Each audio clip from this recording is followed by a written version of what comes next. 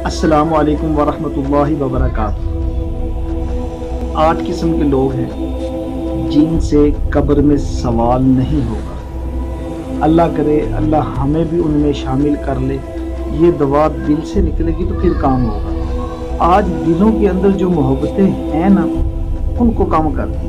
مال کی محبت، دولت کی محبت، پیسے کی محبت، عزت کی محبت، شہرت کی محبت، اپنا نام اونچا کرنے کی محبت، ایک مکان سے دو سے 4 کوٹھیاں، 4 گاڑیاں، 10 گاڑیاں، بنگلے، اس کی محبت دلوں میں آنے کی وجہ سے آج ہمارے اندر سے دین کی محبت کم ہے۔ اللہ کے نبی سے محبت وہ نہیں ہے جو ہونی چاہیے۔ تو 8 قسم کے لوگ ہیں جو اللہ اکبر، جن سے قبر میں سوال نہیں ہوگا۔ اب وہ کیسے خوش قسمت لوگ ہیں؟ سب سے پہلے شہید، اللہ سب سے مشکل کام، سب سے پہلے شہید، اس سے سوال نہیں ہوگا قبر میں۔ سبحان اللہ۔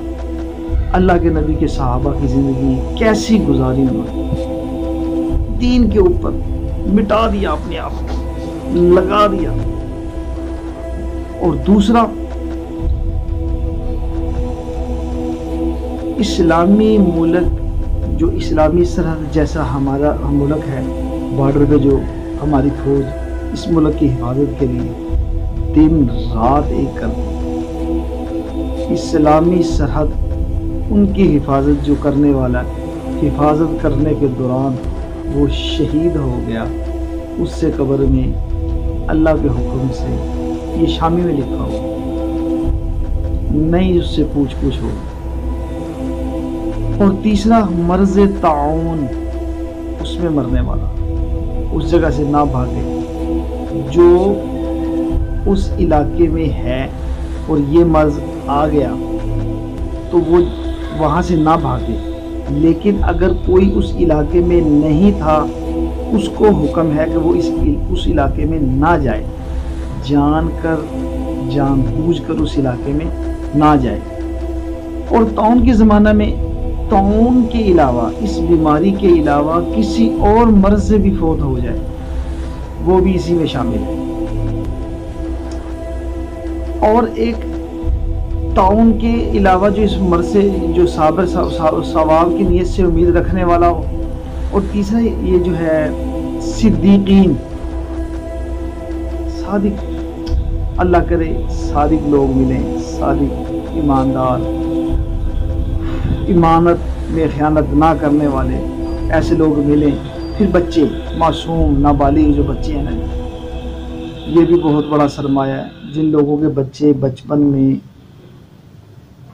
10 11 کے قریب، 12 کی، جب تک نمازیں فرض نہیں ہوتی نا جی، اس سے پہلے جو فوت ہو جاتے ہیں نا جی، وہ اپنے بچوں کی سفارش کا ذریعہ بنیں گے قیامت والے دن۔